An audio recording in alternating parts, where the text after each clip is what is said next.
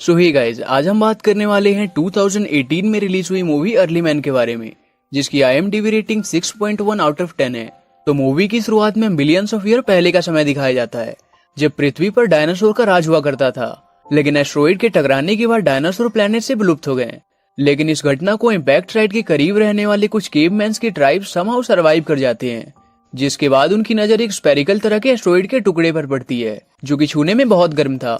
इसलिए वो उसे एक दूसरे को पास करने लगते हैं और वो इसे काफी पसंद करने लगते हैं। और इस तरह वो खेल खेल में फुटबॉल के गेम को डिस्कवर कर लेते हैं। इसके बाद बहुत साल बाद स्टोन एज का समय दिखाया जाता है और इन लाखों सालों में इम्पैक्ट साइड एक पॉपुलेटेड ट्राइब्स का घर बन जाता है, जहां हम डग नाम के एक केवमैन को देखते हैं और उसके साथ उसका पेट बोर भी होता है, जो वहाँ चीफ बॉबनर और ऐसे ही कई केवमैन के साथ रहा करता था। एक दिन डग बॉबनर को सजेस्ट करता है कि उन्हें खरगोश के बजाय किसी जाइंट मैमथ का शिकार करना चाहिए। तब बॉबनर उसे पुराने समय की केव पेंटिंग्स दिखाकर कहते हैं कि हमारे एंसेस्टर ने कभी भी किसी बड़े चीज का शिकार नहीं किया और वो एक तरह के राउंड बीस का शिकार किया करते थे। और ये कहकर वो उसे स्पेयर देता है और हर रोज की तरह नॉर्मल शिकार के लिए निकल जाते हैं, जहां उन्हें एक रैबिट दिखाई पड़ती है, जिसे देखकर वो सभी उसके पीछे पड़ जाते हैं और आखिर में उसे पकड़ लेते हैं। जिसके बाद रात में वो एक साथ मिलकर सेलिब्रेट कर रहे होते हैं। तभी उन्हें एक आवाज सुनाई पड़ती है, जिसकी तरफ वो अपने स्पेयर से अटैक करते हैं। लेकिन तभी उसी ओर से कुछ तीर उनकी तरफ आता है और देखते ही देखते वहां से एक जाइंट वॉर मैमथ निकलता है, जिन्हें देखते ही सभी केवमैन डर के कारण बैडलैंड की तरफ भागने लगते हैं। लेकिन डग अपने पेट को बचाने की वजह से वहीं रह जाता है। तभी उस वॉर मैमथ से लॉर्ड नूथ नाम का एक गवर्नर उतरता है, जो कि ब्रॉन्ज एज से बिलोंग करता था और वो वहाँ और का पता लगाने आया था, जिसे पाने के बाद वो उस जगह पर माइनिंग का काम शुरू कर देने और वहाँ मौजूद प्रिमिटिव को वहाँ से भगा देने का ऑर्डर देता है। जिसे सुनने के बाद डग को काफी गुस्सा आता है और वो खुद को कंट्रोल नहीं कर पाता। लेकिन जब वो उन पर अटैक करने जाता है तो वो उसमें फेल हो जाता है और उनके काट में गिर जाता है, जिसके बारे में लॉर्ड नूथ की सेना को पता नहीं चलता। और जब डग की आंख खुलती है तो वो खुद को लॉर्ड नूथ के ब्रोंज एज सिटी में पाता है और तभी वहाँ की गेट भी बंद हो जाती है, जिसके कारण वो अंदर ही फंस जाता है। और जब वो वहाँ बिक रही मौजूद ब्रोंज की चीजों को देखता है तो शॉक्ड हो जाता है।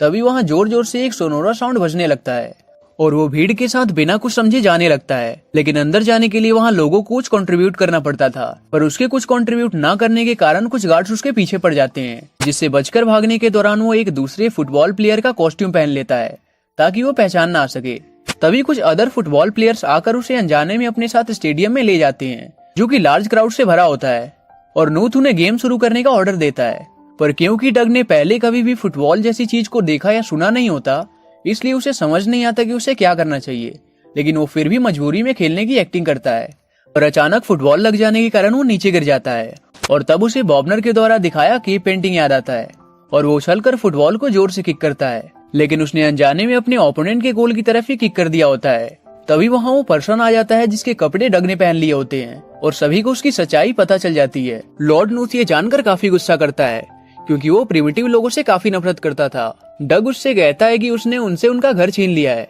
जिस पर नूथ उससे कहता है कि तुम्हारा कोई घर नहीं है, तुम लोगों का स्टोन एज कब का खत्म हो चुका है, और अपने सेना को उसे खत्म कर देने का ऑर्डर देता है और खेल को वापस से शुरू करने को कहता है। तभी द गार्ड से अपना हाथ छुड़ाकर पूरे भीड़ के सामने लॉर्ड नूथ को चैलेंज कर देता है कि वो उनके फुटबॉल चैंपियंस को हरा सकता है और अगर वो जीत जाएंगे तो वो उनके वैली को उन्हें वापस लौटा देगा और उन्हें शांति से वहाँ रहने देगा। ये सुनकर नूथ और पूरी क्राउड पहले तो हंसने लगती है, लेकिन आखिर में वो उसे हल्के में लेते हुए शर्त के साथ मंजूरी दे देता है कि अगर वो हार जाएंगे तो अपनी पूरी लाइफ उसके माइंड में काम करेंगे। दूसरी ओर बाकी के केवमैन जब डग के लिए दुखी हो रहे होते हैं, तभी डग वहाँ आ जाता है, जो अपने साथ एक फुटबॉल को लेकर आता है, जिसे देखकर सभी उससे इसके बारे में पूछते हैं और डग उन्हें सब कुछ बता देता है। जिस पर बॉबनर उससे कहते हैं कि हमने कभी भी इस खेल को नहीं खेला है, तो हम इसे कैसे जीत सकते हैं। डग उन सभी को बताता है कि हमारे वैली में जो केव पेंटिंग्स है वो हमारे एंसेस्टर की फुटबॉल खेलते समय की पिक्चर हैं, जो कि ये दर्शाता है कि हमारे एंसेस्टर इस खेल को बहुत पहले से खेलते आ रहे हैं। जिसके बाद डग के रिक्वेस्ट के बाद बॉबनर इसके लिए राजी हो जाता है और फिर डग उन सभी को स्टेडियम में खेलने के दौरान सीखे गए रूल्स को बताता है।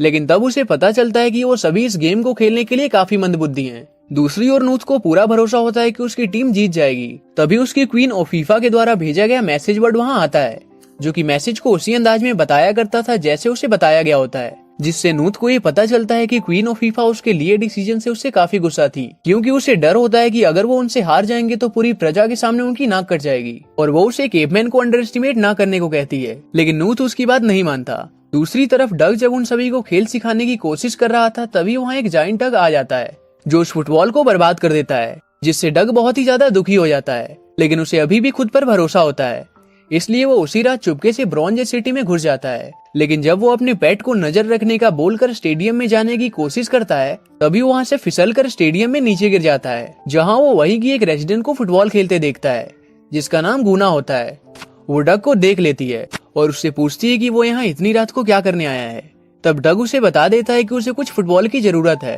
और वो इसीलिए यहाँ आया है। गुना उसकी बहादुरी के लिए उसकी तारीफ करती है, लेकिन तभी वहाँ कुछ गार्ड्स के आ जाने के कारण वो डग को वहाँ से ऐसी जगह ले जाती है जहाँ बहुत सारे फुटबॉल होते हैं। और जब वो उसे लेकर जाने ही वाले होते हैं तभी वहाँ कुछ गार्ड्स आ जाते हैं, लेकिन गुना उन्हें अपने फुटबॉल स्किल से डिफीट करते हुए वहाँ से डग के साथ बाहर निकल आती है और बैडलैंड पहुँचती है, जहाँ वो वहाँ के अदर केवमैन से मिलती है और उन्हें बताती है कि उनका कंपटीशन कितने बड़े प्लेयर्स के साथ हो रहा है। और वो और डग दोनों साथ मिलकर उन्हें मोटिवेट करते हैं और फिर वो उनकी प्रैक्टिस शुरू कर देती है और उन्हें काफी कुछ सिखाती है।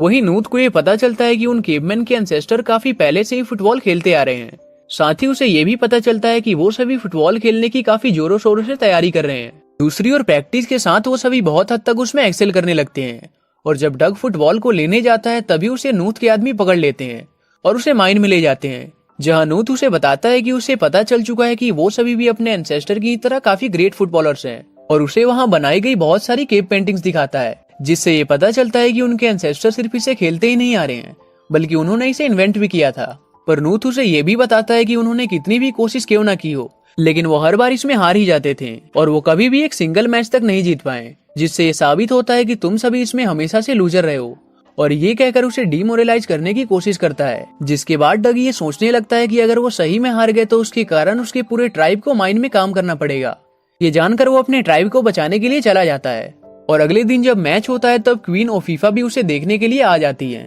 और वहीं डग पूरे क्राउड के सामने ये कहता है कि वो उनके ट्राइब को छोड़ दें, उसके बदले वो अपनी पूरी जिंदगी उनके माइन में काम करेगा और साथ ही वो उसके वैली भी ले लें, जो कि नूत ने ही उसे उस माइन में पूरे क्राउड के सामने कहने को कहा था। और डग गेम के शुरू होने से पहले ही अपनी हार मान लेता है। तभी वहाँ उसकी ट्राइब अब पालतू बना चुके उस जाइंट डग के साथ वहाँ आ जाती है। उन्हें देखकर डग बॉबनर से कहता है कि हम इस गेम को नहीं खेल सकते, लेकिन वो उससे कहता है कि सिर्फ कुछ पेंटिंग्स हमारी हार और जीत को कैसे डिसाइड कर सकती हैं और तुम्हारी वजह से हम अपने पोटेंशियल को पहचान पाए हैं, इसलिए हम सब अपने वैली के लिए साथ में खेलेंगे। और डग भी उनकी बात से प्रभावित हो जाता है और वो फिर फुटबॉल खेलने के लिए उन्हें चैलेंज करता है, जिसके बाद गेम स्टार्ट हो जाता है। जहाँ शुरुआत में तो उनके ओपोनेंट्स उन्हें काफी कड़ी टक्कर देते हैं, लेकिन इस बार वो सभी पूरी तैयारी के साथ थे, जिससे वो भी हार नहीं मानते और उन्हें बराबर का टक्कर देते हैं। नूत ये देखने के बाद काफी डरने लगता है, जिसके बाद वो रेफरी को बदलकर खुद ही उस गेम का रेफरी बन जाता है और हर बार अपनी टीम के पक्ष में डिसीजन लेता है और उन सभी के साथ धोखा करता है, जिससे आखिरी राउंड में बॉबनर इंजर्ड हो जाता है। इसलिए डग उसकी जगह अपने पेट को ले आता है और उस समय पूरे क्राउड की निगाहें उसी पर टिकी होती हैं और अंत में वो पूरे टीम एफर्ट के साथ उस गेम को जीत जाते हैं और उसे सेलिब्रेट करने लगते हैं। वही क्वीन ओफीफा भी उनके खेल के तरीके को काफी अप्रिशिएट करती हैं। तभी वो देखते हैं कि नूत अपने हार के कारण वहाँ से ब्रॉन्ज कॉइन चुराकर भागने लगता है, लेकिन आखिर में वो पकड़ा जाता है, जिसके बाद क्वीन ओफीफा उन्हें गेम जीतने की वजह से ट्रॉफी देती है और उनके वैली को भी उन्हें लौटा देती है। वो सभी ये जानकर काफी ज्यादा खुश होते हैं, जिसके बाद वो पहले की तरह अपने वैली में रहने लगते हैं और इसी के साथ ही मूवी एंड हो जाती है। तो अगर आपको ये वीडियो अच्छा लगा हो तो इसे लाइक करें और कोई फीडबैक या सजेशन हो तो कमेंट करें और ऐसे ही और एक्सप्लेनेशंस देखने के लिए चैनल को सब्सक्राइब करें।